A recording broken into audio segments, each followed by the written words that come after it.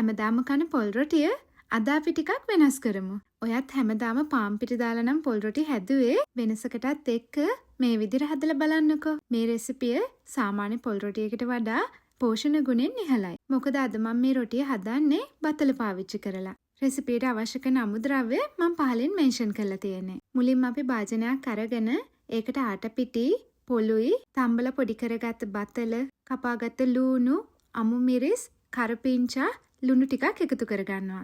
දැන් මේ ටික හොඳට කලවම් කරගෙන ඩෝ එකක් හදාගන්න අවශ්‍ය ප්‍රමාණයට මද රස්නේ වතුර ටිකකුත් එකතු කරගෙන මේ විදිහට ආයිමත් තනා ගන්නවා. දැන් මේ විදිහට හදාගත්ත ඩෝ එක උඩින් අපි තෙල් ටිකක් ගා ගන්නවා. ඔයාලට මේකට බටර් හෝ මාගරින් පාවිච්චි කරන්නත් පුළුවන්.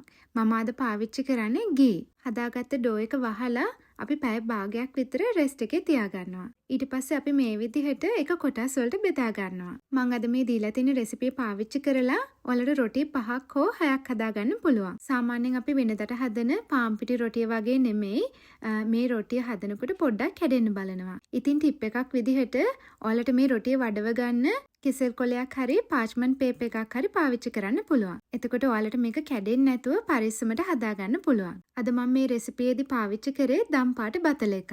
ඒ වෙනුවට ඔයාලට කහ පාට බතල, වට්ටක්කා, ඒ වගේම දන්දිල පාවිච්චි කරන්නත් පුළුවන්. ඒ වගේම තමයි ඔයාලට මිරිස් එහෙම පාවිච්චි කරන්නේ නැතුව මේක බබාලගේ ලන්ච් බොක්ස් එකකට උනත් හදලා දෙන්න පුළුවන්. රෙසිපිය try කරන්න, වීඩියෝ එක සේව් කරගන්න ගමන් යාළුවන්ට share කරන්න. ආයිත් මේ වගේ රස රෙසිපි බලන්න බ්‍රවුන් සිලොනිස් ෆුඩ් channel එකත් එක්ක එකතු වෙන්න.